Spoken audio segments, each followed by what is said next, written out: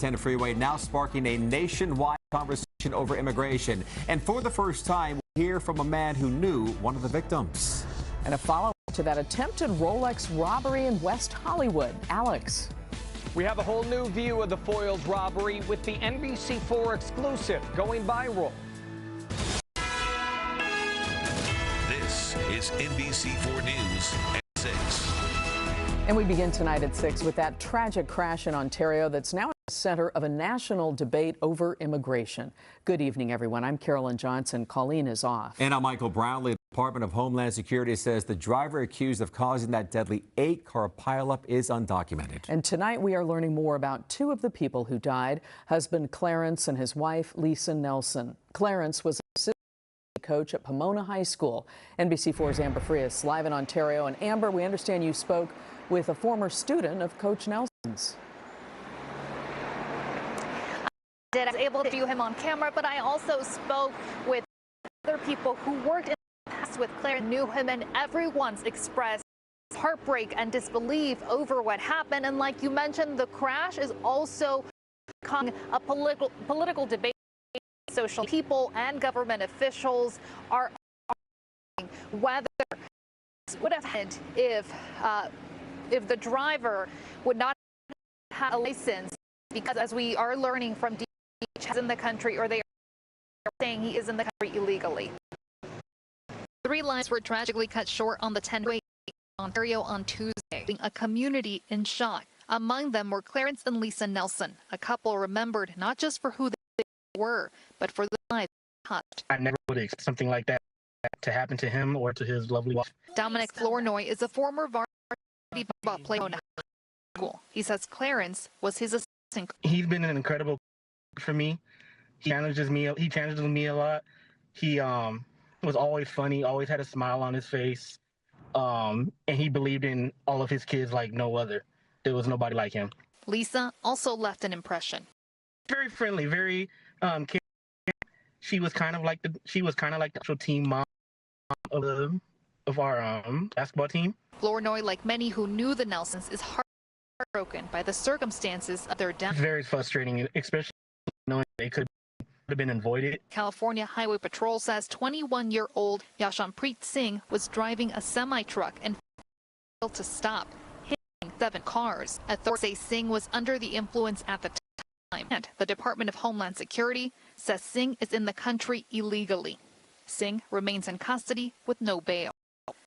For those who knew the Nelsons, their memories they are never forgotten. I want people to remember him by his charisma. He was always, every time you see him, he always had like a swagger to step. Always happy. He was always young. And both the Secretary of Transportation, Sean, and Governor Gavin Newsom have also been pointing the finger at each other over what they're saying is a failure to enforce the law, and whether that may have made a difference in having Singh behind on Tuesday. Now, the California DMV does have commercial light to the DMV website in September. They stopped issuing CDLs and citizens. We are working to find out when Singh got his license and was were before that September date. But for now, reporting live from Ontario, Amber Frias, NBC4 News. Amber, thank you. We have an update on news now. That ground stop has been extended until at least 6:30 tonight for all of the Horizon flights. The FAA says the airline is experiencing a company-wide IT outage. The issue impacts operations nationwide, including 25 departures at LAX. So if you are flying Alaska or Horizon, be sure to check the status of your flight before you leave for the airport. And you may remember back in July, Alaska Airlines grounded several flights at LAX because of another IT outage. Now to the man accused of causing the Palisades fire. Jonathan Rinderknecht made his first court appearance in L.A. today. He pleaded not guilty to federal arson charges. Our reporter Eric Leonard was in the courtroom with just more on what went down there. Eric. Hi, Mike. The 29-year-old 13 on the week's arrest photo from Florida. Now, he made an appearance in court in front of in Florida. Today's hearing is considered initial appearance. That's when he was asked to enter the pleas, and the judge set some dates for a trial. Rinder Kanesh's family have now hired a defense lawyer, and that defense lawyer says he plans to aggressively challenge all of the evidence in the case.